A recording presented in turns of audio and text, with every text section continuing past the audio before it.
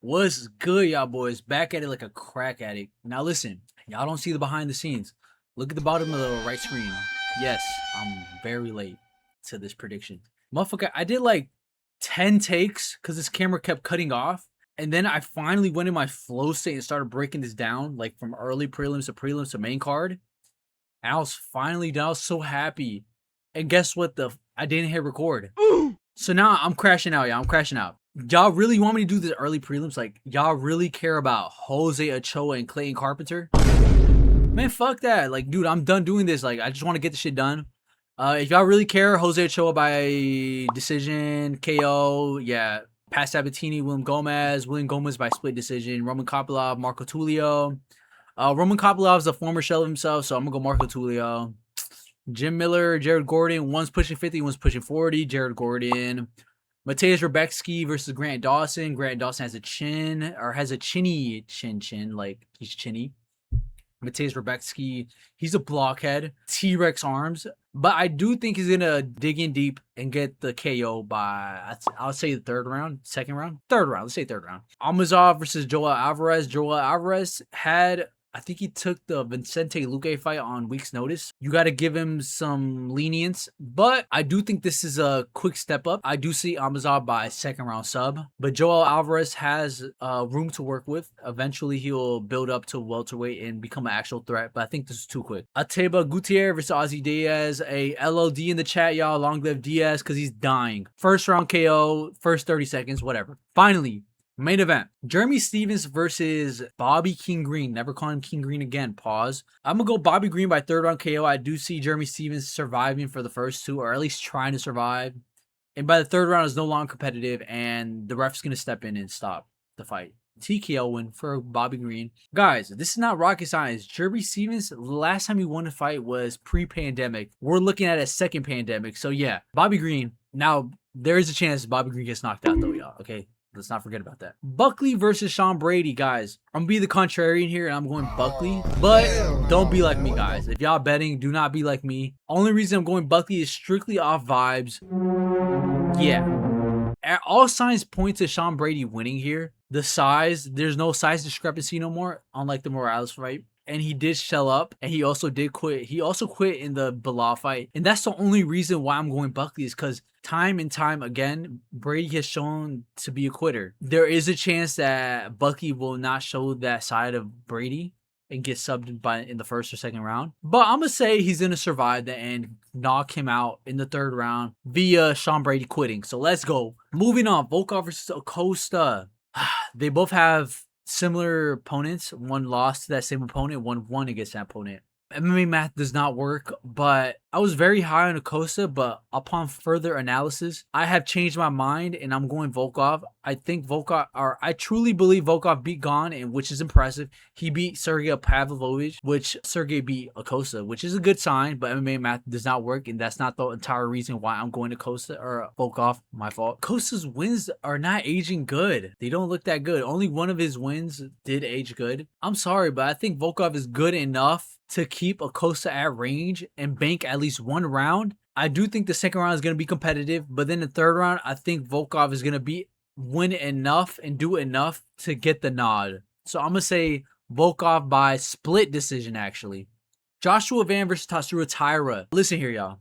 This fight is a 60-40, okay? For me, at least. It's like a 60-40. It's very close, but I'm going Taira. I do think Taira has a greater grappling threat than Joshua Van's striking threat. Joshua Van has fought a close enough opponent, a Japanese wrestler. I forgot the guy's name, but that Japanese fighter is not close at all. Like, I would give him a C tier, and Tatsuro Taira was an S tier, okay? Tatsuro Taira is the most complete MMA fighter. He's been training with Inoue, Joshua Van is primarily a striker, and he tends to favor his boxing. So yeah, I think Taira has had a good camp, and I do think his grappling is going to be a lot for him. Unlike the other Japanese fighter, he will implement the feints, and Joshua Van was unintentionally biting on the other fighters. What's his name? Because I keep saying other fighters. Let me give some respect to this guy. Saruya. Saruya was unintentionally not doing much with the feints, but Joshua Van would bite hard and sprawl. I do think that's gonna work to his demise going into the Taira Taira fight. And then the little bit we saw in the Pantoja Van fight, dude, Pantoja closed the distance quick on Van, and Van is just too small for this weight division. Like, he should honestly be an atom weight, but there's no atom weight in UFC. So all signs are pointing to Taira. So I got Taira by 3rd round submission. Moving on. So this is the main reason why, because guys, I made a video previously on the fight predictions the day I reacted to the press conference, but some new headlines came out, so I had to retake this. So pretty much here it is, y'all. I still got Khamzat winning, but back then before the news, I'm thinking, okay, 4th, 5th are the sus rounds, and those are the rounds that Sean Strickland would possibly win and make it competitive. But I thought Chimaev was going to do enough to survive, because I don't think Sean Strickland has KO power to where he's going to finish Sean Strickland in the 4th and 5th. He's usually not aggressive. He's very... I don't know how to put it. Sean Strickland, he's a boring fighter. Like, we caught him boring before. He wasn't taking risks. He'll play safe. So that's not a good look when you're going against a Chimaev, okay? So that's why I was initially picking Chimaev, because I'm like, dude, Strickland's not knocking off Chimaev. Like, he does not have that killer instinct in him. But my mind has changed a bit, and I'm a little concerned now, because before I used to think 4th and 5th. Now I'm starting to think, yo, what's going to happen in the 3rd round, y'all? Because look, Chimaev looked very rough. This man did a buzzer beater for the weight cut. Dude, he honestly didn't even make weight. If we look at the scale, he did not make weight. This man hit a buzzer beater full court. He somehow made it past the weight cut. And now I'm concerned for fight night, because I don't think his cardio is going to hold up the 3rd, 4th, and 5th. Which leads me to say I'm putting all my chips in Chimaev by 2nd round submission. So this is the thing, though.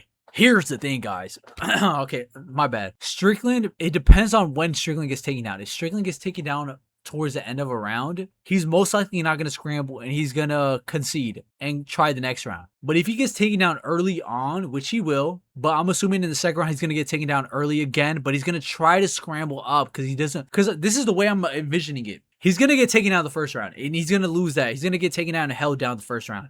Next round, he's going to get taken down again, but this time he's going to be like, no, I can't lose another round, so I'm going to have to scramble, which is going to lead an opening. And we're going to see prime Chimaev before he went to that boring decision against DDP. And we're going to see a submission. 2nd round submission, y'all. Chimaev. And if that doesn't go well, and Chimaev does not get that rear naked choke, we're cooked. Chimaev is getting KO'd, y'all. I'm sorry. He's losing this fight. Like, dude, we're in this timeline. I'm sorry. I'm very concerned for Chimaev, y'all. My thoughts of this fight have changed. And this fight is going to be very interesting if he does not get Strickland out in the 1st or 2nd. Yeah, I hope y'all enjoyed. I'm sorry this was not the most intricate deep dive that y'all were hoping for. Guys, it's the fight night. Like, y'all don't want a 30-minute deep dive full fight card. Come on, y'all. Y'all just trying to hear opinions and thoughts. And this is the most up-to-date opinions and thoughts, okay? Leave a like and subscribe, y'all. Peace.